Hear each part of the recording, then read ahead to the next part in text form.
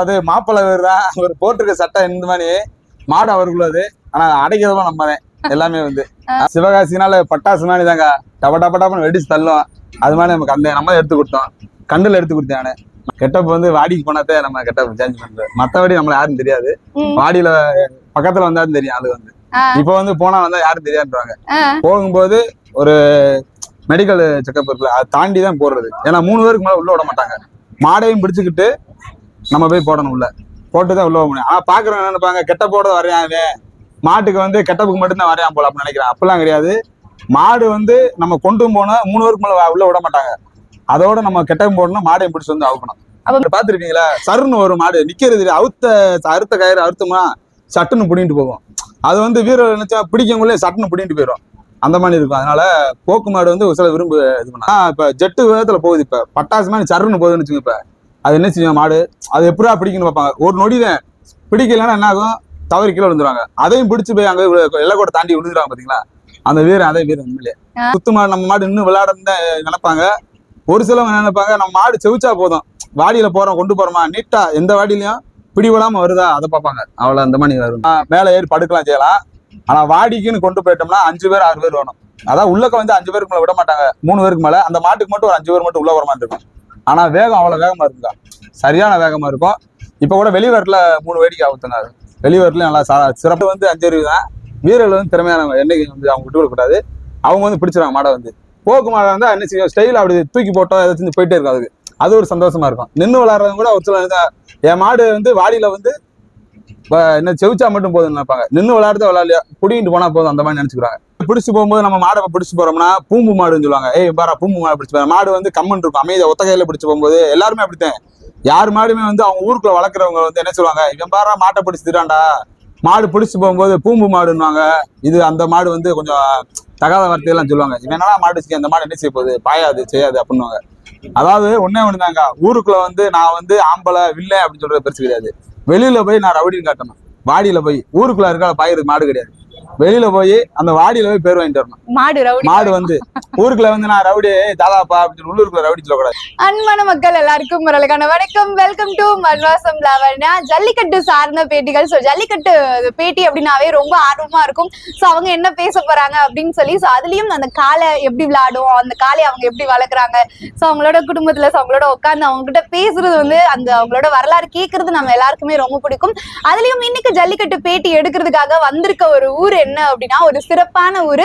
தீபாவளி அப்படின்னு சொன்னாவே நமக்கு ஞாபகம் வருது சிவகாசி. சிவகாசி பட்டாசு எப்படி படபடன்னு வெடிக்குமோ அது மாதிரி ஜல்லிக்கட்டு காலத்துல வந்து பட்டாசா படபடன்னு வெடிச்சுட்டு போயிட்டே இருப்பாரு. சோ அப்படிப்பட்ட காலை நம்ம சிவகாசி பக்கத்துல பேச்சியம்மா துணை கந்தன் அப்படின்ற ஒரு காலை. சோ அந்த காலையை பத்தியும் அவங்க டீமை பத்தியும் இன்னைக்கு நிறைய தெரிஞ்சுக்க போறோம்னு நினைக்கும் போது ரொம்ப பெருமையா இருக்கு. வணக்கம் தம்பி, எப்படி இருக்கீங்க? சூப்பரா இருக்கும். சோ ப்ரோ வந்துட்டு நம்ம காலையும் எல்லா காலையும் கலந்து அவுப்பாரு. என்ன ப்ரோ எல்லா காலையும் போயிடுறது? Okay super. சோ சிவகாசில இருந்து நிறைய ஜல்லிக்கட்டுக்கு உங்க டீமா வந்து வந்திருக்கீங்க. சோ உங்க டீமை பத்தி ஃபர்ஸ்ட் சொல்லுங்க. பேச்சியம்மா கந்தன் டீம். பேச்சியம்மாள் கந்தன் டீம்ன்றது 2020 நாங்கள் ஃபர்ஸ்ட் நெல்லிக்குளம் போனோம். அப்போ நாங்கள் எல்லாரும் போனப்போ ஃபர்ஸ்ட் வேடிக்கை அதுக்கு. அது மாடு அப்போ 2 பல்லு இருந்துச்சு. அது பாட்டோம். அது மாடு என்ன செய்ய போனே தெரில. அப்போ தான் ஃபர்ஸ்ட் போய் அவுத்தோம்னே 2 பேர் கட்டினாங்க. 2 பேரும் நல்லா கழட்டி நல்லா வந்துச்சு, சிறப்பாக வந்துச்சு. அதுக்கடுத்து தொடர்ந்து நாங்கள் அவுத்தவுக்கு அது சிறப்பாக செஞ்சுட்டு தான் இருக்கு. கந்தன் வந்து ஸ்டைலாக பாம்பு மாதிரி தலையை தூக்கிட்டு தான் வெளியே வருவாருக்கா. மாடு நல்லா போக்கில் தான் போகும், ஸ்டைலாக வருவாப்புல நல்லா. இதோட எத்தனை வாடி நீங்க அடைச்சிருக்கீங்க? 4 வாடி அடைச்சிருக்கோம். நம்ம மட்டும் 4 வாடி தான் இருக்கு. நம்ம பச்சை கண்ணு திட்டு வந்தோம், 4 வாடி அடைச்சிருக்கோம் நம்ம இதை. உங்க டீம்ல எவ்வளவு பேர் இருக்கீங்க? எவ்வளவு பேர் சேர்ந்து எவ்வளவு காலை வளர்க்குறீங்கன்னு சொல்லுங்க. எங்க டீம்ல நிறைய இருக்கோம்க்கா. நம்ம இங்க பக்கத்துல 2 காலை 3 காலை கிடக்கு. நம்மகிட்ட இங்க 2 காலை கிடக்கு. நிறைய கிடா வளர்க்குறோம்க்கா. நம்ம மருது பிரசன்னு சொல்லி நம்ம நிறைய கிடா வளர்க்குறோம். சிவகாசில இருந்து மருது பிரதேசம். மருது பிரதேசம் நிறைய கிடா வளர்க்குறோம். கெடாக்கு என்னெல்லாம் பேர் வச்சிருக்கீங்க? கெடாக்கு மருது, அழகுமலையான் இந்த பின்னாடி நிக்குதுக்கா. அழகுமலையான். நம்ம வீட்டுல பீமா, நேதாஜி நிறைய கடை இருக்கு. ஓகே. நீங்க எப்படி ஜல்லிக்கட்டு ஆர்வலரா? நம்ம அண்ணன் தான் முதல்ல பார்த்தேன். நம்ம அண்ணன் மாடவரை பார்த்துட்டு நம்ம வந்து அப்படியே ஆர்வமா ஃபர்ஸ்ட் நெல்லிக்குளம் போனதான் நம்ம கந்தனை தான் ஏத்திட்டு போனோம். அதுல இருந்து நம்மளுக்கு ஆர்வம் அப்படியே இதாயிடுச்சு. ரொம்ப ஆர்வம் இப்ப எப்படி இருக்கு ஜல்லிக்கட்டுனாவே? ரொம்ப நல்லா இருக்கு. அது ஒரு ஃபீல் தான் ஜல்லிக்கட்டு போனாலே. ஹாய் கார்த்தி ப்ரோ, எப்படி இருக்கீங்க? நல்லா இருக்கு. நல்லா இருக்கீங்களா? நல்லா இருக்கேன். Okay super. சோ இந்த கெட்டப்ல எங்களுக்கு அடையாளமே தெரிய மாட்டேங்குது. அடையாளம் தெரியாதுங்க. கெட்டப் வந்து வாடிக்கு போனாதே நம்ம கெட்டப் சேஞ்ச் பண்றது. மத்தபடி நம்மள யாரும் தெரியாது. ம். வாடியில பக்கத்துல வந்தாலும் தெரியும் அது வந்து. இப்ப வந்து போனா வந்தா யாரும் தெரியாதுன்றாங்க. அந்த மாதிரி இருக்குங்க. இந்த மாதிரி கெட்டப்ல வந்துட்டு நீங்க ஜல்லிக்கட்டுக்கு போயிருக்கீங்களா? போயிருக்குங்க. இந்த 2 வருஷத்துக்கு முன்னா கெட்டப் எல்லாம் தான் போயிருக்கேன். இப்பதான் நான் கெட்டப் எல்லாம் போடுறோம். அதனால இப்ப அந்த கெட்டப் எல்லாம் போடுறீங்கல்ல, அது வந்து ஜல்லிக்கட்டு களத்துக்குள்ள போய் போடுவீங்களா இல்ல வீட்ல இருந்தே போட்டுட்டே டாடாசில போவீங்களா? இல்லக்கா, களத்துக்கு உள்ள நம்ம போறோம்ல, போகும்போது ஒரு மெடிக்கல் செக்அப் இருக்குல்ல, அதை தாண்டி தான் போடுறது. ஏன்னா 3 பேருக்கு மேல உள்ள விட மாட்டாங்க. மாடையும் பிடிச்சுக்கிட்டு நம்ம போய் போடணும், உள்ள போட்டுதான் உள்ள முடியும். ஆனா பாக்குறவங்க என்ன நினைப்பாங்க, கெட்ட போட வரையான் மாட்டுக்கு வந்து கெட்டப்புக்கு மட்டும்தான் வரையான் போல அப்படின்னு நினைக்கிறேன். அப்பெல்லாம் கிடையாது. மாடு வந்து நம்ம கொண்டு போனா 3 பேருக்கு மேல உள்ள விட மாட்டாங்க. அதோட நம்ம கெட்டப்பு போடணும், மாடையும் பிடிச்சு வந்து அவுக்கணும். அப்ப மெடிக்கல் செக்அப்க்கு அப்புறம் தான் அவ்வளவு கெட்டப்பா? அப்பதான் போடுறதே கெட்டப்பு. அதுக்கப்புறம் தான் போடுறது. எப்படி அந்த சின்ன டைமிங்ல அது என்ன சொல்றது, படபடன்னு எல்லாமே ரெடி பண்ணி வச்சுக்கிறது, எப்படி எடுத்துட்டு போவீங்க? அங்கங்க பை வச்சுக்கிறது. அப்படியே வந்தோடனே சடச்சல் மாட்டி உள்ள அந்த கெட்டப்ல இது பண்ணிடுது. அந்த மாதிரி. ஓகே, சோ நீங்க நிறைய கெட்டப்ல ஒவ்வொரு காளைகளுக்கும், அதாவது நீங்க கேங்கா இருக்கீங்க, சோ ஒவ்வொரு தடவையும் ஒவ்வொரு இதுல வந்துட்டு மாடு அவுப்பீங்க.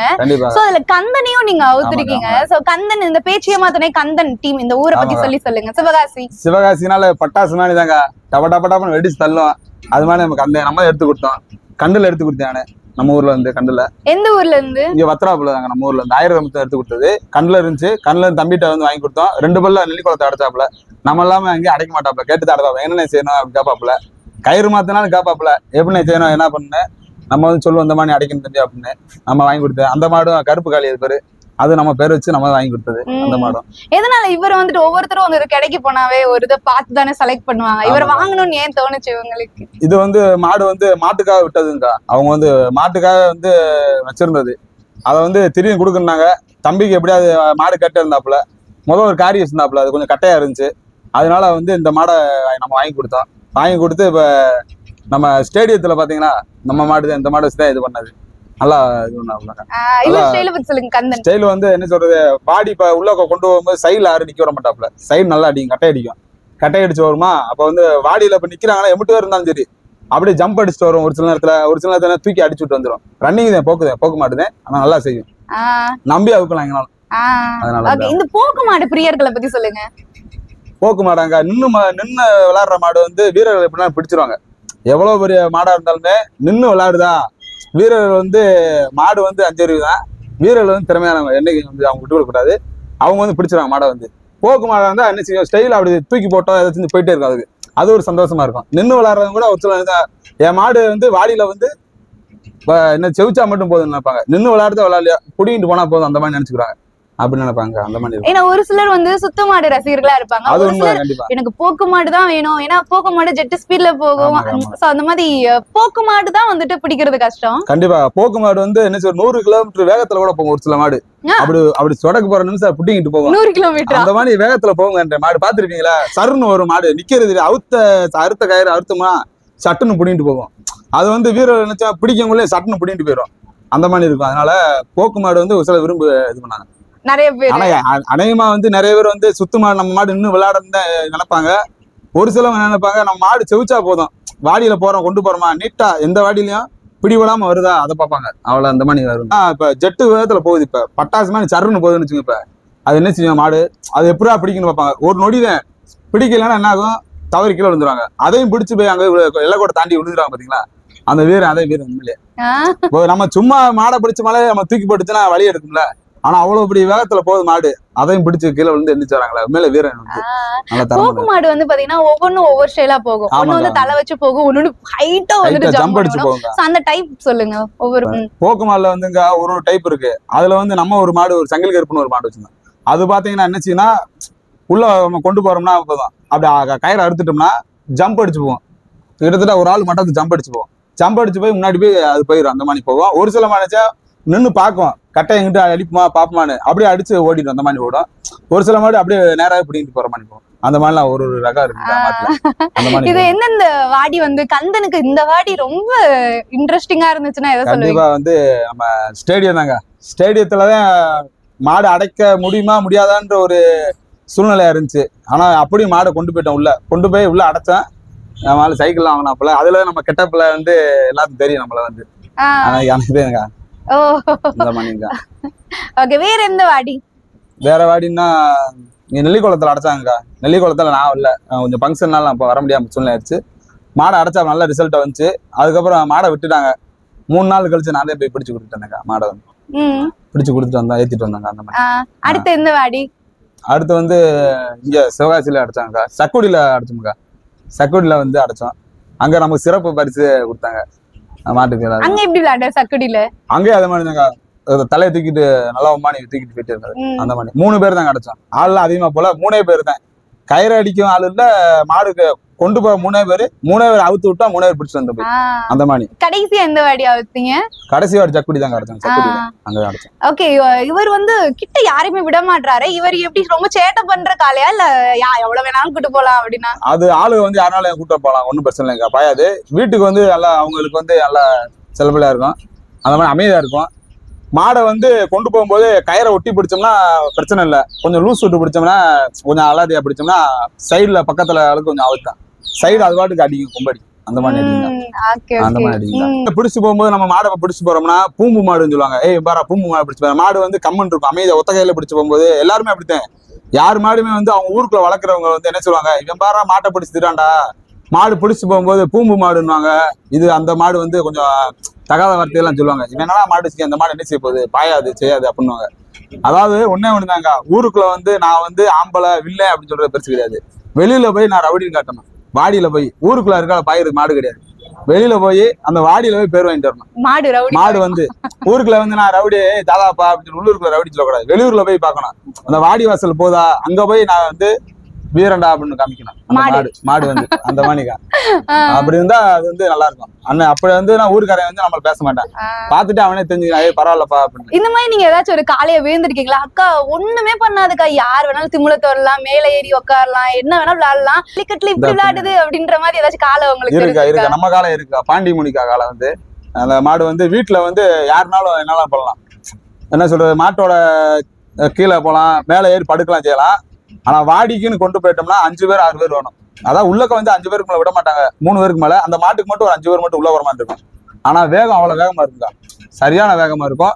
இப்ப கூட வெளிவரல 3 வேடிக்கை அவுத்துங்க. வெளிவரல நல்லா சிறப்பா வந்துச்சு.